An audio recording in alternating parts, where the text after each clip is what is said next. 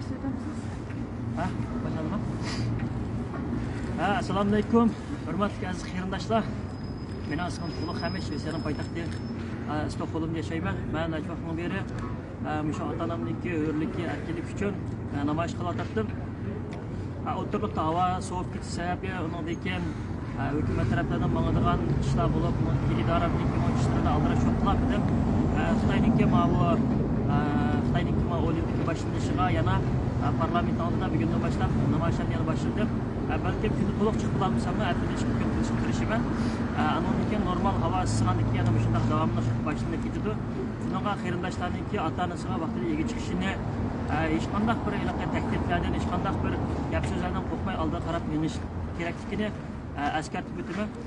Chunki qarindoshlar Xitoyniki shu Xitoy virusi bilan o'rilganligi aniq. Eğer bu parçalanıp kesse Xitoy chiqishdan burun nurg'un ota-onalar so'liqlar tirik isbot bo'ladi. Shuningga bularni o'ldirib yetishdan burun sizlar chiqib cho'qim hukumatga angelishinglar kerak. Undan keyin namoyish qilib, qandaqdir bo'lmasa uyda bo'lsinmi rasmlarni ko'tarib, mushu ota-onalarga ega chiqish faoliyatini dunyo yuzida keng qanot yaydirib boshlanglar qarindoshlar. Assalomu alaykum qarindoshlar. Uyghur erki qirg'inchilik uchrayotdi. Erki qirg'inchilik uchragan millat zimin deb chiqdi. Biz shu ziminning egasi bo'lganligimiz uchun vatanda erki qirg'inchilik bo'lyapti. Agarda bizni Xitoy chet elga mushu mustaqillik talab qilsin deb chiqargan bo'lsa, biz mustaqillik talab qilaylik.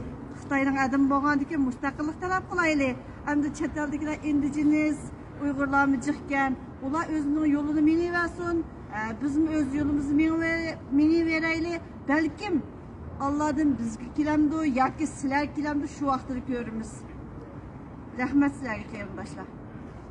Qarmanglar cho'qib ota-onalarga, sing'illaringlarga, akalaringlarga, urug' tuqqanlaringlarga aytib, qudi tarafdan bo'lsinmi, kuyovga kelam bo'lam deb birsini tashlab qo'ymay, o'zinglar turishliq hukumatlarningki şu hükümetlerninki tashqi ishlar nimasiga beringlar. Şu o'zinglar turayotgan davlatninki şu Beijingdagi konsullarga xat yozinglar. Ish qilib qo'linglardan kelishicha tirishinglar.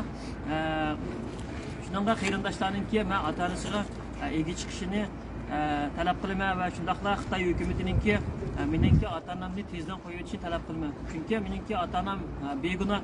Agar Xitoy hukumati ota-onamni qo'yib o'tmaydigan, men bir kun bu ota-onamni yo'lga chiqarish namoyishini to'xtatib qo'ymayman. Qarindoshlar rahmat.